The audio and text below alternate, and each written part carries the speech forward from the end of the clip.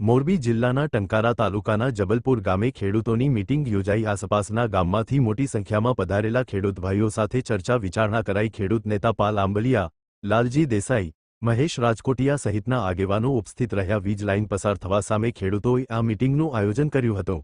અહેવાલ સંજય પોપટ। ગુજરાતીમાં એક કહેવત છે, જેનો રાજા વેપારી એની પ્રજા ભિખારી।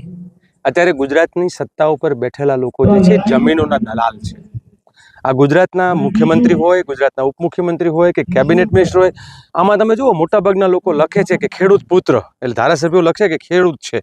ખરેખર એના હાથબારમાં નામ છે, પણ ખેતી કરતા નથી, માત્ર જમીનની દલાલી કરનાર 162 દલાલોને આપણે ગાંધીનગર વિધાનસભામાં મોકલ્યા છે। આ બધા જ લોકો, અને ખાસ કરીને આઈએસ આઈપીએસ ઓફિસરો અને રાજનેતાઓ, એ અદાણી અંબાણી જેવા બીજા ઉદ્યોગ ગૃહો જે છે એ એના કોન્ટ્રાક્ટર હોય એ રીતે કામ કરે છે। એટલે તમે કહો સરકાર શું કામ રિસ્પોન્સ આપે? કારણ કે સરકારને ચૂંટણી જીતવા માટે હજારો કરોડનું જે ફંડ જોઈએ છે એ આ પૂંજીપતિઓ આપે છે। એટલે પૂંજીપતિઓના ચાટુકાર તરીકે, નહીં તો વિચાર તો કરો કે જે ગાંધી અને સરદારનું ગુજરાત હોય, જે દેશની આઝાદી માટે લડ્યા હોય, એના બદલે અત્યારે માત્ર અદાણી ને અંબાણીના એજન્ટ હોય એ રીતે સરકાર અને સરકારના અધિકારીઓ કામ કરી રહ્યા છે।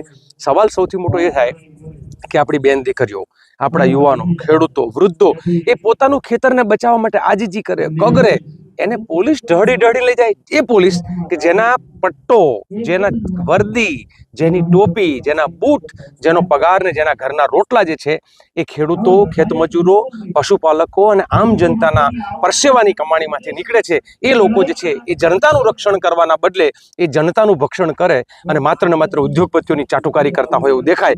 પણ સવાલ જે છે સૌથી મોટો એ કે સરકાર માનશે કે નહીં? અમે બહુ સ્પષ્ટ માનીએ છીએ, જખ મારીને માનવું પડશે, કારણ કે અંતે જનતા સર્વોપરી છે। અગાઉ માંડલ બેચરાજી સર આંદોલનમાં જનતાની જીત થઈ હતી, સરકારે ઝૂકવું પડ્યું હતું, આમાં પણ સરકારને ઝૂકવું પડશે। 15મી જૂને જ્યારે હજારો ટ્રેક્ટર રસ્તા ઉપર આવશે ને, ત્યારે સરકારને ખબર પડી જશે બધાનો ચાળો કરાય, ખેડૂત અને પશુપાલકોનો ચાળો ના કરાય।